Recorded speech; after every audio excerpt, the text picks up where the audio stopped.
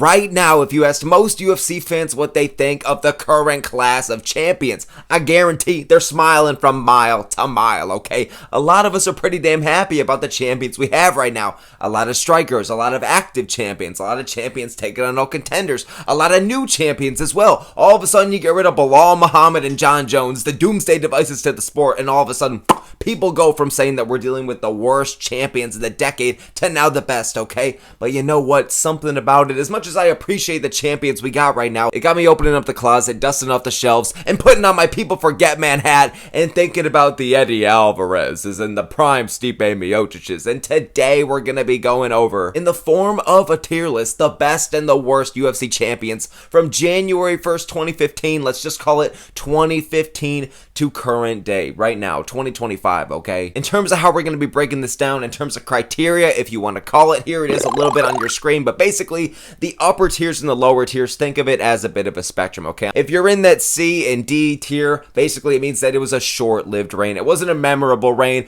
Maybe you only got a defense in, or no defenses in, or it was just a forgettable reign in general. Not a lot of entertainment, or not much success with it, because you're going to notice that the S tier, the A tier, and the B tier, the more successful you were, the more title defenses, but also not in terms of just success, but also how entertaining were you? Were you putting on bangers? Were you putting on wars? Were you putting on finishes? Or were you just smudge festing? Were you just piecing apart from the distance and putting your fans to sleep over and over again? Okay, obviously that's going to be in the lower tiers, but the more entertaining you are, the more successful you are, and also the more active you are. The more active you are as a champion. Are you fighting more than just once a year? Are you fighting twice a year, 3 times a year for some of these guys? That's going to be what kind of qualifies the S tier, the A tier, and the B tier, okay, versus the C and D. The more active you are, entertaining you are, and successful you are, obviously you're going to move up. And also, for each division, it goes a bit different. Like some divisions, some of these guys, it only takes 3 title defenses to get to GOAT status, and some of them it takes like 12. So obviously it's kind of relative here, but you know what I'm saying. So that's how we're going to be breaking down the tiers. And because there are so many champions from 2015 to now alone, this is going to be a bit of a 2-parter video. So in this video specifically, we're going to be going over the flyweight champs through the lightweight champs, and then the part 2 video coming in like a day or two, we're going to be going over the welterweights through heavyweight, okay? So just getting into this, I can barely breathe just getting through this long ass intro, okay? So just starting off with the first one we got, it's the current day flyweight GOAT. It's your hardcore's favorite fighter. It's Alexandre Pantoja. I'm going to put him in the A tier, to be honest. I'm not just trying to be that fake hardcore or whatever the hell it is, but if you asked me a year or two ago, I just wasn't too interested in Pantoja. Even if you asked me right now, I would say it's a little bit on the overrated end of things in terms of a title reign, but it's still fucking good. I gotta give my respect to it. He's deserving of being in the A tier. He's a very active champion. You get your summer and your winter appearances. He shows up twice a year like he's Santa Claus. Terrible analogy. Santa shows up once a fucking year.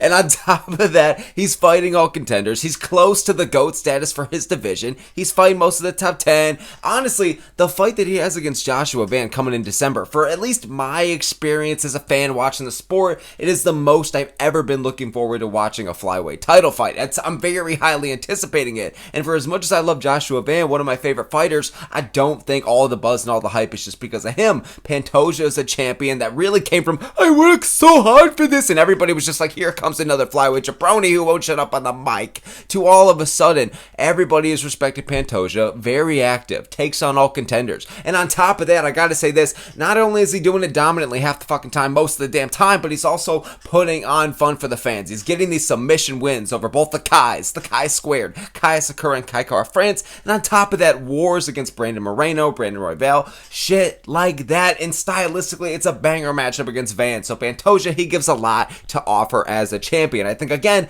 slightly, a little bit overhyped. People need to pump the brakes a little fucking bit, but in general, he's a fantastic champion. I genuinely used to not care much for him at all, but now, genuinely, one of my favorite champions. I fuck with Pantoja. I'll put him in the A tier. Moving on up next to Brandon Moreno and Davison Figueiredo, these two peas in a flyweight pod. I gotta do them together. I gotta just fucking do them together. They are so intertwined. They're like the Mordecai and Rigby. They're like the Pam and Jim. They're like the Gon and Killua of the flyweight division, okay? I'm gonna put them both in the C tier. There's nothing wrong with this, okay? It's an alright fucking tier. I'm just saying, in terms relatively compared to other champions, these guys just didn't stand out too much. It was alright. Like Figueiredo, if anything, probably had the better reign because ultimately, yes, we were all way more hyped when Brandon Moreno actually won the fucking belt. Okay, it was a great moment, great comeback story. But Figueiredo at least knocked out Joseph Benavidez and submitted Alex Perez before the whole Brandon Moreno quadrilogy. But for Moreno, other than the interim title fight against Kai Kara France, the S-tier Marauder, it really, his title reigns and his title defenses, his title fights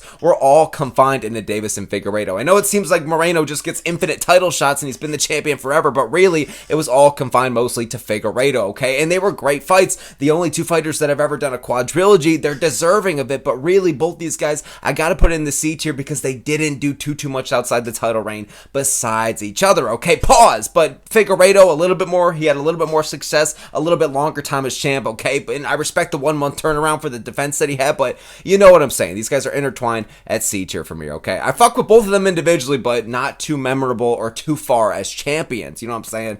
Moving on next to Demetrious Johnson, I gotta put DJ in the S tier, alright? You know what the fuck is up. I'm sorry, okay? Not to be that basic as fuck pick. I know that in retrospect, DJ, was he the most incredible champion? No. Was he the most entertaining? No. Was he the most active? No. But he's worthy of being in the S tier. And I'm gonna keep the S tier very elite and very coveted. And I'm not just putting DJ up there because of his success. And I'm not just doing it because I'm a fan of the Mighty Guru show. I'm a fan of his fucking YouTube channel. And I'm happy for the guy that he's making millions. Post all the Dana White bullshit. Yeah, what was the question? Demetrious Johnson, he's going in the C- tier. Conor McGregor is the pound for pound champ. Fuck out of here with that, okay? Not just because of nostalgia, not just because of it's the right thing to do for the people forget man kind of pick. The hardcores love Demetrious Johnson. Fuck all that, okay? Yes, we all do, but I'm putting him in the S tier not only because of his success and the nostalgia, but because he was just a good champion, man. You got your 1 or 2 DJ fights a fucking year. Some years, yes, he was more inactive than others, but DJ, man, he showed up every fucking time. He seemed like he was in a decade-long prime. He was constantly improving. And yes, he did kind of like make the division a bit dull in retrospect because he was just taking out all the contenders. But honestly,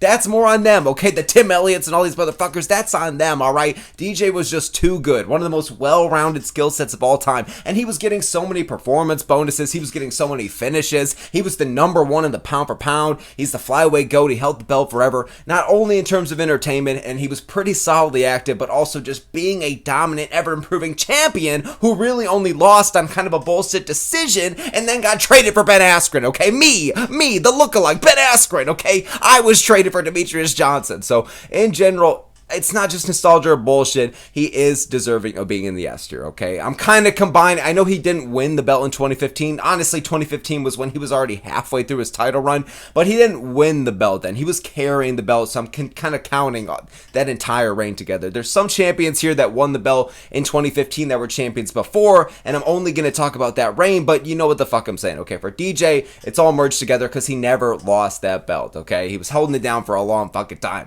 I'm putting him in the S tier. Moving on next to Henry Cejudo, the little S tier yapper we have here, okay? The little Minecraft baby zombie.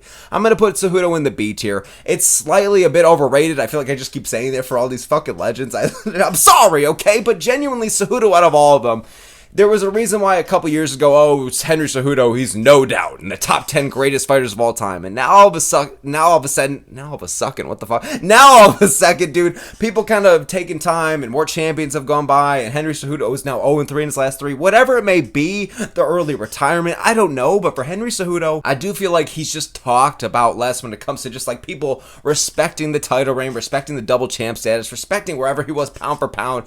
I feel like him retiring too early is why I'm putting him in the B tier, is why his reign was just cut so short, because Cejudo, man, he wasn't the most entertaining, okay, but he got a lot of finishes. He had some fucking power behind those hands for flyweight, okay? He was knocking out Cruz and Dillashaw, and I forgot the other one, Marias, okay? And he had a back and forth with DJ that arguably, yes, he didn't win, but whatever. It's still a win over Demetrious Johnson. These are great wins, and most of them were finishes. And even the fight against DJ, it was pretty fucking solid to watch. But the thing is, it was just so short-lived with Cejudo. Cejudo was here 1 second, trying to attain double champ status. He's knocking out everybody left and fucking right. And then all of a sudden, man, it's just, he's gone. He retired so early. We just didn't really get to see him against Jan or him against Sterling in his prime, at least, and shit like that. I feel like Cejudo, man, he did have good striking and good wrestling. I feel like he could have done very well against those guys. But all the time off and retiring early, like, The Cejudo title reign, for what it was at flyweight and bantamweight, it was enjoyable, but it was just so short-lived, and there was the asterisks with the Dillashaw early stoppage and the Cruz early stoppage and the close DJ fight, to where if we got a little bit more out of Cejudo, I would have put him higher. And he was very successful. He has a great resume, but I feel like he needed a bit more of that quantity and longevity, to be honest, okay? Like, genuinely, all of Cejudo's title reign, you kind of forget, but it only went down in really a year and a half span. It wasn't too long, you know what I'm saying? So, moving on up next to Dominick Cruz, another one where fun title reign to watch. I'm specifically talking about the 2016 run that he had. Nothing pre-2015, not the prime WEC days, but Dominick Cruz, that 2016 run where he beat Dillashaw, beat fucking Faber, the California Kid, whatever the fuck, the S-tier surfer. Those two are intertwined for time like Luffy and goddamn Kaido. And then after that, he lost to Cody Garbrandt. But that was more of a Cody Garbrandt highlight reel and taking the belt more so than a Dominick Cruz title defense. So in general, that was pretty much the run of Cruz in 2016. Nothing pre that, not the WWE, or not the WWE, like he's about to lay the smackdown on these guys, not the WEC shit, that's what I'm trying to say. But for that reign specifically for Cruz, it was short-lived, but I did enjoy it. I'll put it in the B tier, to be honest. The trash talk and the shit talk and the build-up between Dillashaw, Faber, and Garbrandt, man, they were all good, entertaining build-ups, especially the two out of the three that were Garbrandt and Faber, man. Like the shit talk, the build-up. Cruz, he's just so witty with it, and he has a way to just piss you off and degrade you, whether you're friends with him or co-commentators or even fucking rivals. He wants to spit in the face of him, beat the shit out of, like, Cruz. He will pick you apart, man, on the mic. And honestly, at the time, that prime Cruz shit talk, it was entertaining as fuck, okay? He was so monotone, but he had a way to break you, all right? And honestly, before the Cody Garbrandt performance, he looked on top of the fucking world. It was a fantastic fight against TJ Dillashaw where he won the belt. Fun, all the smoke MMA, a bit of lore here. That was the first UFC fight I ever fucking watched. It was Dominick Cruz versus TJ Dillashaw. I remember me in my early teens, in my late teens, whatever the fuck, okay? My nose was just as big, it could blow up like the fucking house, and from Up, okay? Disney goddamn Up. But you know what I'm saying? I was a young little lad watching Cruz versus Dillashaw. Great fucking fight. That's how Cruz won the belt. He had a great comeback story. He was off for like a year and a half before that. Another fucking surgery. So it was a great story, great fight, okay? And then the trash talk, the trilogy against Faber. Yes, you could argue he didn't deserve the title shot, but whatever. It was entertaining regardless. Solid fight. And it closed it out against Garbrandt. Again, that was more of a Garbrandt moment, but it is what it is. Cruz, I can appreciate it. I feel like that was the very last of his prime, kind of sprinkling away. Like, yeah, he got wins over like Pedro Munez and Casey Kenny, like in the COVID era, the Fight Island era. But genuinely the last of prime Dominick Cruz, peak footwork Cruz, peak intellect Dominick Cruz. It probably was that 2016 run. I enjoyed it. It was fun, but it was very short-lived. I'm going to put it in the B tier, okay? Moving on up next, and I bet you forgot about this guy because people talk about him like he was a literal terrorist, like he literally should be banished from the United States, but it's TJ Dillashaw, okay? Talk about a legacy that was so good at the time or even a few years later, but just the popping of the roids. A lot of people want to dismiss the legacy of TJ Dillashaw and are really quick to forget the title reign that he did fucking have. But you know what? I tip my Ben Askren throw to you, sir, because TJ Dillashaw, he was never one of my favorite fighters, but honestly, the title reigns were solid, okay? It was that end of 2014, early 2015 kind of title reign. Again, he didn't win the belt in 2015. He already had it, so I'm kind of merging that reign. And on top of that, I'm combining with the Cody Garbrandt win. He won the belt off of Cody, beat him in a title defense. He got stripped of the belt or lost his fucking somebody. I don't know, but those were the fights from TJ Dillashaw and his title reign. I'm going to put him in the B tier, man. I am, honestly. Like, the reign of TJ Dillashaw wasn't anything too crazy or too memorable, but when he had the champ, he got a bonus every single fucking time. He got a knockout every single fucking time, knocking out Renan Barão, knocking out Cody Garbrandt, knocking out somebody the fuck else. It was some fucking bantamweight jabroni. I forgot who the name was, okay? But TJ Dillashaw, he had a solid amount of fucking defenses. Wasn't anything too crazy, but he was able to recapture the belt. He got knockouts every single time. He wasn't the most active fighter, but he was still relatively pretty fucking active. So honestly, TJ Dillashaw did have a lot of the things you wanted out of a champion. Fought the top contenders, knocked him the fuck out, fought frequently, and was trying to make his way to the top. I'll put TJ Dillashaw, again, the roids popping kind of stains his legacy, but I don't want to take away from the actual reign. It was a pretty solid, good title reign in general. I'm going to put it in the B tier. Moving on up next to the goddamn opposite. He took the soul out of this man twice, okay? It's Cody Garbrandt, one of the biggest fucking what-ifs, but it's not even a what-if with Garbrandt. We kind of found out, and honestly, after the Dominick Cruz performance, it was just all fucking downhill, and now everybody's questioning, how did this guy win the belt? Was he even that good in the first place? I genuinely don't think Cody Garbrandt fell off, man. He's always been relatively young. Right now, I think he's even like in his early 30s or some shit like that. He's not that fucking old, even though he's been around in the UFC since metaphorically the Stone Age, but Cody Garbrandt is the first D tier here. I gotta put him in the D tier, man. He won the belt off a great fucking performance, but the fact that he did absolutely nothing with it after is just unfortunate. Like, I gotta give it to him, the trash talk and the build-up when he was the champ and when he was talking shit to DJ Dillashaw and they had so much lore and backstory and it was a great fucking 2-round fight. I can appreciate that, but man, relying so much off the Dominick Cruz win that defines Garbrandt's whole fucking career, man. He's a bit of a one-performance pony, it seems like, okay? And I do appreciate the Dominick Cruz win. I do appreciate the rivalry with TJ Dillashaw, but Garbrandt genuinely just won the belt and just fell off ever since. I think he's like 3-7 ever since winning the fucking title. So he kind of peaked right there. If you were lucky enough to look out your window and see Cody Garbrandt piecing up Dominick Cruz like it's a fucking shooting star, that's basically what it fucking felt like, okay? Because ever since then, it's just wishful thinking. He touched the belt, did nothing with it, unfortunately. It was entertaining, but very short-lived and one of the more forgetful bantamweight champs. I gotta put Garbrandt, unfortunately, in the fucking D tier, alright? I'm sorry, okay? Moving on next to Petr Yan, and I know this one is gonna fucking hurt people. I know this is gonna hurt some motherfuckers, okay?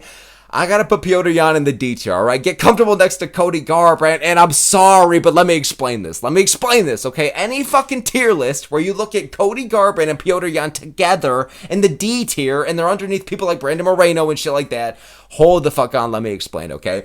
Petr Yan, I gotta preface this, is one of the greatest bantamweights of all time. He is a top 5 bantamweight, in my opinion, of all fucking time. His resume is damn near unmatched besides the guys like Marab and Sterling and Cruz and shit like that, okay? Yan is so up there. A fantastic resume, a great fight style, a great well-rounded skill set. He's got crisp, precise, high-output boxing. He's fast as fuck with it, clean with it, solid pop on his shots, but on top of that, he can mix it up in the wrestling. He knows how to fucking have good takedown defense, good defensive grappling, look good in the scrambles, but even shoot a few fucking takedowns against Sean O'Malley. Shit like that. You know what I'm saying. So there you go. The Petr Yan praise and glaze, okay? There you go. I know how good of a fucking fighter he is, man, but I gotta say, like, I forgot that that guy was a champion. I genuinely do. He was one of these, like, he's like a Robert Whittaker, perfect fucking example, where they did win the belt, but all of their great wins on their resume, most of them at least, okay, come from outside of their actual title reign. It was very short-lived for Petr Yan. He won the fucking belt, great performance, completely dominated and outstruck Jose Aldo like it was a goddamn gum pistol. You know when Luffy is beating the fuck out of Lucci? That's what that shit felt like, okay? But Petr Yan, great knockout, great title win, but his first defense, man, that was the illegal knee, so we just never really got to see the real title reign from Petr Yan. And yes, he was beating the fuck out of Sterling in the first fight, but it was all too little too late. It was a lack of fortuitous, okay? Because in the second fight, Sterling made all the necessary improvements, man. He was looking better in the wrestling. His cardio was looking better. Striking looked a little bit fucking better. And in general, he did what he needed to do to fucking win that. So for Petr Yan on the other end, man, there's a bunch of other timelines where I'm sure he was able to face like these top contenders like the Song Yadongs and the Sean O'Malleys and even the Sterlings at a prime condition when he was the champion, and that illegal knee just didn't happen. I think Yan could have had like the bantamweight title record or some shit for the title record for like most defenses if that illegal knee didn't happen. But in this timeline, my friends, in this timeline where we thankfully beat Thanos, but Petr Yan did that illegal knee, it's unfortunate. I gotta put him in the D tier. He's a great fighter and one of the best bantamweights of all time, but the actual title reign just had nothing. I'm fucking sorry, okay? Moving on up next to Aljamain Sterling. This is just going to piss people off. It's going to piss people off, okay? Because I have Garbrandt and Yan, your favorite fighters, in D. And Sterling, who I know most of y'all hate, I'm going to put him in the A tier. I don't give a fuck, all right? I'm putting Sterling in the A tier, and I'm going to stand your base. Stand your fucking base with Sterling. I'm going to stand my fucking base on this one, okay? Because Sterling, I think, is a bit overhated, okay? I do think his legacy is similar to Yan's. His resume is similar to Yan's, okay? They have just about a similar amount of significant wins on their resume and notable wins and like similar opponents. I get that, okay? But in terms of being a champion, like Sterling went from a guy who was dealing with so much hate and all these allegations of how he didn't deserve the belt to by the end of his reign, man, if he beat Sean O'Malley, dude, everybody was saying that he could have been the bantamweight GOAT. So that goes to show, okay? Petr Yan before, during, and after his title reign, people view him about the same. For Sterling, man, that was one of those guys where you know he had a good fucking reign, okay? Because look at Pantoja next to them. Before Pantoja won the belt, nobody gave a fuck about him. And now everybody is saying he's above DJ. Not everybody, but a lot of fucking people. Way too many. So Sterling, man, yes, he did kind of need that belt to elevate him, but dude, losing to Jan the way he did in the first fight really made him go back, and the loss, they're winning the belt the way he fucking did, he really went into the fucking time chamber, or the hyperbolic time chamber, and really came out better on the other side and making so many improvements, man. I understand it, the reason he won the belt was a bit of bullshit. I understand the TJ Dillashaw title defense was a bit of bullshit. TJ had one fucking arm, okay? I get that, but honestly, man, the fact that he was able to make the improvements and beat Jan in the rematch, that's a good fucking title win, okay? TJ Dillashaw, it was a poor performance because he wasn't even in the right condition to fight, but it's still something on the resume, okay? Beating up Henry Cejudo, and that was probably the best Cejudo we've seen ever since he decided to make that retarded ass comeback. There you fucking go, okay? Outstriking Cejudo like that, mixing it up, like, it's good to see from Sterling, and the fact that he did so much with the belt, got close to bantamweight GOAT status, and was pretty consistent, and was taking on all the top contenders, I can respect that from Aljo. There's a lot of asterisks with the reign, so you could argue B or even C. I don't give a fuck, okay? But I'm just saying, for me personally, I did enjoy the reign of Aljo. He did develop a bit of that championship aura to him, and he was fighting a lot of the top contenders. He was relatively active. He didn't bitch too much, and I kind of fucked with the story that every time he was making a defense, he was kind of overcoming the odds because he really didn't even deserve to win the belt. So it was a bit fucking interesting, but I'm going to put him in the A tier. You could argue lower. A lot of people don't even get that far in defending the belt that many times for bantamweight, you know what I'm saying? So, and there's nothing wrong with losing to Sean O'Malley, so I'll put him in the A tier. Moving on up next, speaking to the little white Snoop Dogg we got ourselves here, okay? Sean O'Malley. I'm going to put him in the C tier, to be fucking honest. O'Malley as a fighter, I find him honestly entertaining. To be honest, I think he's a fantastic striker, and most of the time he's either finishing people or putting on great fights. As a shit talker, as kind of a guy that builds up the fights, I don't really fuck with him. I don't think there's a lot to be desired there. So that kind of sucks in a championship anything when that's the guy, who's trying to sell the fights. Yeah, I'm just going to go out there and beat the fucking shit out of him. I mean, what am I supposed to say? And he's like reading shit off of his palms. He's reading the script to what he wants to say in his palm. Like, that was what Sean O'Malley was on the mic. But in terms of the fighting style, fantastic. In terms of him as a champion, I'm going to put him in the C tier. He wasn't too successful with it. He did beat Sterling, which was a great win, and it was a pretty good fucking knockout. But Chito Vera, I understand why they did the rematch. It was the only loss at the time. Crazy to say this now, but that was the only time, or the only loss at the time for Sean O'Malley when he was still doing the O and the undefeated shit when Bruce Buffer's yelling his name.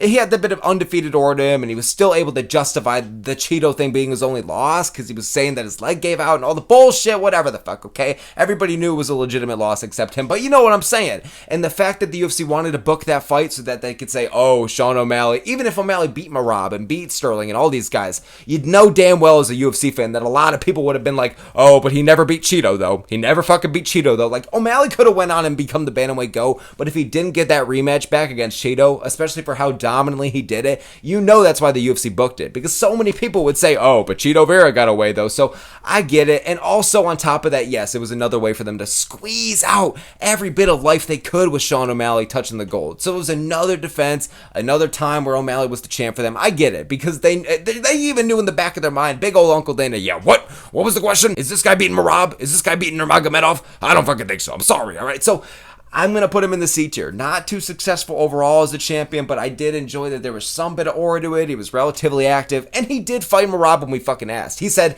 who do you guys want me to fight next? Do I fight Topuria, mate, or do I fight Merab? And we said fight Merab, but he fucking did just that. Relatively quick turnaround, so I can appreciate that kind of shit from O'Malley. But in general, not too long of a reign, not too successful of a reign. The Chito fight was alright. It was more of a domination click than anything, and the Sterling knockout was great, but just very short-lived title run from O'Malley. As soon as we were kind of starting to get cooking with him and comfortable as him as champ, I feel like it's when he fucking lost the belt to Merab. You know what I'm saying? Hey, guys, shut the fuck up! So I'm going to put Sean O'Malley in the C tier, okay? Moving on up next, though, speaking of Merab Dvalishvili, let's talk about him. Hey, guys, thank you so very much for supporting me. Now that I am champion, me and Sterling live in same neighborhood, and we can play Xbox together. I fucking love Minecraft. Merab, I'm going to put in the goddamn A tier. I fuck with Merab as champion. Honestly, Merab, me putting him in A makes me want to put Sterling in B, but I feel like that's just me being quick to forget how I actually did feel about Sterling's title reign at the time. But for Merab, man, I'm not gonna lie, I fuck with him as champion. It's crazy to say me a year ago, I was like, this guy's gonna be a nightmare to the division as champion, a cancer to the division, a terrorist to the division, a doomsday champion. But honestly, I have thoroughly enjoyed Merab's title reign. I loved the shit talk and the build-up and the highly anticipated moment of him versus Umar, and it was great build-up, and the fight itself, still now, it's fucking middle of September, and people are saying still that is the best fight of this year. A lot of fucking people believe that, and honestly, they have a good argument for it. So great way to start off the year and start off the title reign, besides the actual win that he got over Sean O'Malley, okay, because that was a stinker of a fight. It was a boring 5-round snooze fest. A lot of people were saying Merab would be terrible as champion. So for that, everything about that Umar fight and the fact that he was the big underdog and was gaining so much traction and fans, and everybody was like, all right, we're dealing with like a Hitler versus Stalin here. But honestly, great fight, great performance. Merab, active as fuck, quick turnaround. And on top of that, man, so active. We truly fucking know this now. The Umar turnaround was already just a sign of things to come, because turns around a few months later. He was going to come back in fucking April, but waited till June for O'Malley. Dominated him in the rematch. Improved the striking so much ever since winning the title. And honestly, the fact that he got a finish is crazy to fucking see. You know what I'm saying? And now he's even more active. He's going to be fighting Sandhagen. Might get a finish again, but either way, a quick as fuck turnaround. He's genuinely the bantamweight GOAT. I love the title reign of Merab. He's really fucking getting going now. If he can get a few more defenses, man, he's getting close to that general GOAT status. So for Merab, he's not the biggest, or he's not the best fucking trash talker, not even fucking close. I'm not a fan of like the skits and all that shit, but in terms of him improving in his fight style, not only in terms of the quality of his striking and his wrestling and all that shit, but in terms of entertainment, I appreciate that. He's active, he's putting on fun fights. The rematch against O'Malley was very fun to watch. The fight against Umar was great. Yes, it was a stinker against O'Malley the first time, but I think the fight against Sandhagen might be another finish or a banger. Who the fuck knows, okay? So for Merab, I am kind of rooting it for him at this point. I fuck with him climbing up the ranks of that GOAT status, and he's putting on fun fights for us, okay? So I can fuck with that. Moving on up next, and now we're getting started with the featherweights here. The first one we got is Jose Aldo. Now, before you fucking get pissed at me, okay? Yes, Prime Aldo or WBC Aldo or pre-2015 or pre-losing to Conor McGregor, basically. Pre-losing to Conor McGregor, obviously I would put him fucking higher than what I'm about to do. I'm sorry, though, but the only reign of a title that Jose Aldo had beyond 2015, he won the interim title off of a pretty competitive fight against Frankie Edgar. Conor McGregor got stripped of it, because he was trying to move up to lightweight. Jose Aldo got promoted, didn't even have a successful title defense with it, so in general, I gotta put this 2016 Aldo in the D tier. I'm sorry, he didn't defend the title, and he was an interim champion that got promoted undisputed, and then he got knocked out by Max Holloway. And granted, it's Max Holloway, he's fucking fantastic, but it just wasn't the same Prime Aldo. Everything after that 2015 point seemed to just be him chasing the former glory, and that's nothing wrong with Jose Aldo. He was still able to beat a lot of the young fucking bucks and was still able to get wins after 2015, but in terms of title contentions, title success, getting close to that belt or defending it or winning it, whatever the fuck, Jose was pretty unsuccessful from 2015 onwards, okay? So just becoming interim champion and then just getting promoted, it was very anticlimactic. It was anticlimactic and very short-lived and unsuccessful, so unfortunately, I love Jose Aldo, a legend of the game, a top 20 fighter of all fucking time, but post-2015 title run was not it. I'm putting him in the D tier, okay? Moving on up next, though, to, hey, it is what it is, brother. We found out July 18th, man. Max fucking Holloway. I'll put Holloway in the B tier. It might be a bit of a hot take, okay, because how could Holloway, he's one of the greatest featherweight champions of all time. He's one of the greatest fighters of all time. Him on top, how could you not love that? I did love it. I fucked with Max Holloway as champion, okay? Max Holloway, man, I remember when I was a fucking athlete, I would literally yell Max Holloway quotes in my fucking head, like, these men are tired. These men are tired, to motivate myself. And guess what, chat? It fucking worked. So Max Holloway, I've been a fan. I was a fucking fan, okay? I genuinely enjoyed his fucking title reign, but I do think it was just shorter lived than we thought. It wasn't a short reign by any means. It was pretty significant. It lasted for a couple of years, okay? And he's one of these guys like a Whitaker and like a Petr Yan, where most of their significant wins kind of come from outside of their title reign. For Holloway, he lasted longer as champion than both of those guys. Both of those guys combined. So he did have, the Jose Aldo back-to-back knockouts. He pieced up Brian Ortega. He had a nice fight with Frankie Edgar. And I'm not counting his interim title win, so that really was Max Holloway's kind of title reign at all. And so the Cater win, the Yair Rodriguez win, the Allen win, the Korean Zombie, Justin Gaethje, even Poirier in the trilogy, none of that happened during the title reign, the actual title reign of Holloway. So he was active, he fought twice a year, he was getting a bunch of bonuses, he was getting a bunch of finishes, and he was putting on fun fights, okay? But I just feel like the actual title reign, it wasn't too fucking long, and it was very memorable. It was a good title reign. Fuck, dude, should I put him in A? I feel like if he just got a little bit more wins, man, if he just actually beat Volk, or if he got a little bit closer to just really maintaining that featherweight GOAT status, like the fact that Volk and Topuria, like these guys are above him, you could argue, okay? Especially Volk, and I just feel like if we got to see more out of the title reign of Holloway, I put him a little bit higher. But entertaining, active, successful, he definitely had it all, okay? But I feel like the only thing missing, again, just a little bit more time with the belt. I'll put him in the B tier, okay? I feel like Volk's reign overshadows him a bit and shit like that. Moving on up next, maybe that's a dumbass argument for Holloway, by the way. If you want to put him in A or C or S, whatever the fuck, go ahead. Feel free, okay? I'm gonna put him in the B tier, though. Moving on up next, though, to the man I just fucking mentioned, Alexander Volkanovski. Now, for Volkanovski, I gotta put him in the S tier. I love Volkanovski, my favorite fighter, but personal bias aside, man, I mean, he had everything you wanted in a goddamn champion. And he kind of lasted longer with the belt and really cemented that GOAT status to where I'm gonna put him higher than Holloway here. I feel like Holloway, again, a big portion of his career and a lot of his wins come from outside of the title reign, whereas Alexander Volkanovski, yes, he beat like Chad Mendes and shit on the come up and shit like that, Jose Aldo, but actual title wins, man, like, he became the featherweight GOAT. It's an undeniable fucking beautiful resume. The fact that he added Diego Lopez and possibly Lerone Murphy, bruv, even makes it stronger. He was active. A lot of the fights were entertaining. Took on all contenders. Cleared out the division. Got a fuck ton of bonuses. Got a few finishes in there, okay? And the fight, I mean, even the fights that he would go in the distance against, like the Holloway trilogy, the Makhachev fight, like Volkanovski, man, I genuinely did not like him at first. Like, Max Holloway was my guy when he was the champion. He was my favorite fighter, okay? Like I said. But then when Volk won the belt, man, I was heartbroken. I thought it was a robbery. I thought it was bullshit. I couldn't stand this little midget. And then all of a sudden he goes bald and he's fighting everybody. And I am in love with Alexander Volkanovski's title reign, okay?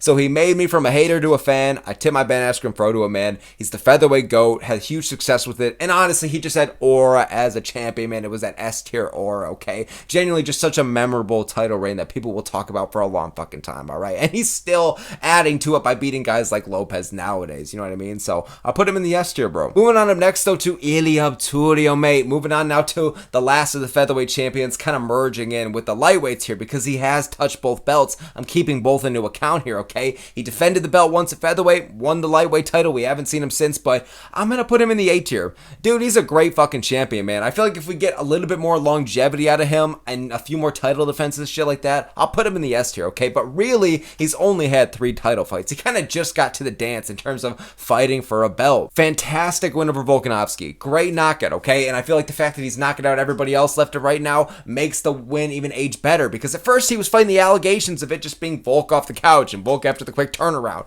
I mean, Jesus, Topuria, mate, has the fucking hands of steel. So the knockouts age him really well, and then he goes out there against Holloway, has one of the most highly anticipated fights of last year. It was a very fun fight while it lasted. Holloway had moments for sure, but Holloway's that fucking good. Topuria knocks him the fuck out. Then against Charles Oliveira, another highly anticipated fight, shuts him the fuck down. Takes the soul out of the whole Full Violence crew. Watch it from the TVs, okay? They love their boy Oliveira, and Topuria took the soul away from him, okay? Put that shit on the shelf. You must be this tall to get it back. So for Topuria, man, great fighting style to be a champion. He's relatively solidly active. Relatively solidly. You know what I'm saying? He fights once or twice a year. It could be a little bit more, but you know what? Fuck it. He talks shit on the mic. He has a devastating knockout power behind his hands, dude. And he brings forward such a good pace and pressure, but he's also pretty technical with it as well. Like, it's damn near pretty to watch the boxing ability of Topuria. And you also know how well-rounded and skilled he fucking is. And he's just continuing to get better. So honestly, he has damn near every single thing you want in a champion. I feel like with a few more title defenses and shit like that,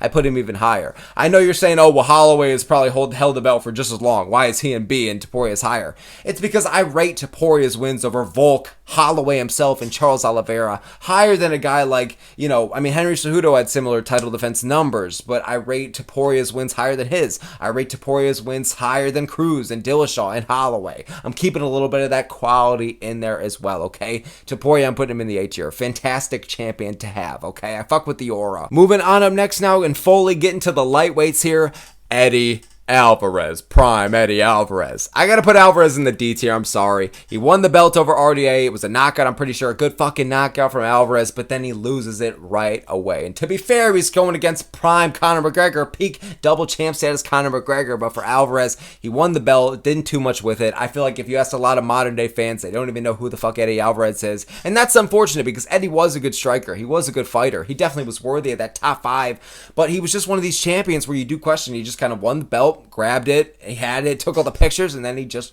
lost it first defense. So not a very memorable reign. It didn't last too long, and unfortunately, it just seemed like he was the victim of being set up to be the guy that Conor McGregor took the belt off of, okay? Eddie was a great fighter, but unfortunately, I gotta put him in the D tier. Not too much with the title reign. Moving on up next to Khabib Nurmagomedov here. Hey, guys, I will slap the shit out of you if you put me in the D tier, okay? Hey, Ireland, 50 million. Russia, I don't know how many fucking people Russia has. I'm going to put Khabib in the B tier. I'm going to put him in the B tier. He was dominant enough and he had good enough title defenses in terms of quality and quantity to where, yes, I will say that he is a top 10 fighter of all time. Khabib, very dominant. One of the greatest fighters of all time. But in terms of being a champion, it wasn't too great. He was very successful with it. Before Makhachev showed up, he had the most title defenses, or he was tied for it. He had great wins over Poirier, McGregor, and Gaethje. But I just feel like it was just, that was a bit it. It was one of these guys like a Cejudo where we just didn't get to see the full reign that we should have, okay? Cejudo had a few more fights at the top in him, but we never got to see it. It's the same thing with Khabib, man. And the thing is, at least Cejudo was a bit more active, but Khabib fought once a year. He was not an active champion. He did fight all the top contenders. He defeated Poirier and Gaethje before that was just the fucking thing. Before everybody started just fucking doing it, okay? And honestly, each fight was pretty fun, and he was able to finish each guy. He looked like he was getting better and better, but it just goes back to the point to where it was just short-lived, man. We didn't get to see everything we needed to out of Khabib, okay? He was a good champion. He was very successful with it. He was improving, but I just feel like we got the rug fucking pulled out from underneath us, okay? So we didn't really get to see the full extent of Khabib's title reign. Very successful, but I'm going to put it in the B tier. Short-lived and not too many defenses in the grand fucking scheme of things. For his weight class, yes, okay? And he's a great fighter comparatively to like all-time guys, but you know what I'm saying. Not the most ideal champion, but he was a pretty fucking good one as well, okay? Finishes, entertainment, but not very active and very short-lived. Moving on up next to Conor McGregor, because I gotta fucking count this, because he won that lightweight title in 2015 or 16, whatever the fuck it was. I gotta put McGregor in the D tier. Shut your mouth, get me the fuck out the D tier, you little rat. I'll put my balls on your forehead. But unfortunately, McGregor, dude, I gotta put him in the D tier. He won the belt, and honestly, dude, or I'm sorry, he won the double champ status, and it seemed like ever since that, he went off to box fucking Floyd Mayweather, came back and he just wasn't the same against Khabib, all this shit, okay? The downfall of McGregor, the Conor McGregor you see now, that seed was planted ever since he went to box Floyd Mayweather after winning the belt. That Conor McGregor run, his rise to the top, him and the stardom, and actually just this quality of fights, man, they were entertaining, he was getting crazy knockouts, the trash talk, the build-up. McGregor was everything you wanted in a superstar, and on paper as a champion, I just don't think we could have foresaw that he was literally just gonna bail. Right after Khabib and Ferguson and Gaethje, all these guys show up, really, in terms of like getting to become guys that are going to get close to fighting McGregor next, McGregor fucking bails. He's off making the millions and the millions and the millions like it's the fucking Rock. And unfortunately, McGregor, great legacy, great fighter, but honestly, the title reign just wasn't it. It was damn near non-existent. You know what I'm saying? So much aura, so much hype, but for it to end just so anticlimactically, it is what it is. It's unfortunate, okay? Moving on up next to Charles du motherfucking Bronx. You know I gotta put him in the S tier, man. Get the fuck out of here. You could say it's a basic ass answer or whatever the fuck, but some things are obvious, my friends, because they are right. And Charles Oliveira's title reign being in anything other than the S or the A tier, maybe even B, I'm sorry, it's fucking criminal, okay? Batman's gonna show up through your fucking door if you ever say that Charles Oliveira was a shitty champion. I mean, dude, the champ has a name. The fact that he was pretty just, oh, this guy doesn't deserve the title shot, or oh, this guy, he beat Chandler, to all of a sudden he's one of the greatest lightweights of all time. Everybody is willing to die for Charles Oliveira. Everybody loves him. I mean, dude, this guy was just pretty relatively, didn't have too much emotion and connection to the fan base before winning the belt, but everybody was so invested in the story. Everybody loved the fighting style. Knocks out Chandler, finishes Poirier and Gaethje. The fact that he got stripped of the belt, too. I even forgot about this shit, but he got stripped of the belt for allegedly missing weight by half a pound. It was bullshit and yada yada. And then he's taking on Makhachev after knocking out Gaethje, or submitting Gaethje. It was a fantastic fucking title reign. I wish it lasted longer, man. I really fucking do, but it's hard not to beat a fucking Islam Makhachev. If Makhachev didn't exist, I could see even more title defenses coming in the way of Charles Oliveira, but unfortunately Makhachev was just too fucking good. But Charles Oliveira, man, it brings out such an inner nostalgia in me. It brings out such an inner happiness in me when I think of the Charles Oliveira title run, man. He was successful as fuck with it, very entertaining, got the fan base on his side, active as hell with it, fought all the top contenders, and yes, he wasn't the first guy to do the classic like Poirier and Gaethje title defense thing. A lot of people did that prior and after, but I'm just saying, it was very enjoyable to watch. I wish it lasted longer, but it had so much aura. The fans loved it, entertaining, everything you want out of a fucking champion, okay? God bless Charles do Bronx. Moving on up next, though, to the man that unfortunately took the belt off him. It's gonna be Islam Makhachev. Now, I say unfortunately pretty lightly here, because honestly, I do like Makhachev. I'm not gonna lie. I'm gonna put him in the fucking A tier. I respect him as a champion. I'm not just putting him up here because of how successful he is, but man, I do like Makhachev as champion. Now, why I'm not putting him higher is because I'm gonna be honest, I wish he did fight a bit more, and I wish he did really clear out the lightweight division a bit more. Like, the fact that we got robbed of the Saryukin rematch, the fact that he didn't necessarily, like, clear out the top 10. I understand I might be a little bit picky, okay? He was very close to clearing it out, but you know what I'm saying, man. Like, I feel like we needed a little bit more time at lightweight. I would have liked to see the Topuria fight, like, shit like that. We kind of missed out on a couple of more fights that I feel like were kind of needed, or at least very preferred, I don't know, for Islam Makhachev, but he did become the GOAT of his weight class. He did surpass Khabib, in my opinion. He has a fantastic resume. He's a top 3 fighter of all time. And honestly, ever since he touched the belt, he became way more fucking entertaining. His striking, his boxing has been improving. And on top of that, man, his finishing ability has gone way up. He's putting on wars against Volkanovski and Dustin Poirier. Like, he's getting finishes. And the finishes that he's not getting, he's putting on really fucking fun fights. So honestly, I appreciate the title reign of Islam Makhachev. I'm not putting him higher because, again, I wish he spent a little bit more time at lightweight, and I wish that he was more active as a champion. Like, the fact that he kind of does just fight once a year, maybe twice, sometimes it is twice, but my friends, it is once some of the time, and I wish that we got more out of Makhachev, unfortunately. But it was a good title reign, man. I thoroughly enjoyed him as the lightweight champion. I mean, I just realized that he's not even the champion anymore. I was talking about him like he kind of was at first, but I did enjoy the reign of Makhachev, man. Improved a lot in terms of his entertainment, and he did fight a lot of the top contenders. He became the lightweight GOAT, but I just wish we got a little bit more to Makhachev in his weight class, okay? And I wish he fought a little bit more fucking actively, but he's worthy of being an A-tier champion. He did give a lot to the fucking fans. I gotta appreciate that shit. But since Makhachev was technically the most recent lightweight champ besides Topuria, who we talked about already, that's gonna be it for part 1 of this little video, okay? So if you made it this far, you listened to this whole yap session, I really appreciate it. Thank you so very much for giving me your time and attention, my boys. It means the fucking world to me. So I'll see y'all in part 2. I'll get that uploaded in like a day or two. The welterweights to the heavyweights, okay? The best and the worst champs. So I appreciate y'all. Thank you so very much. Have a good one, boys. All the smoke here, and I will see you all next time.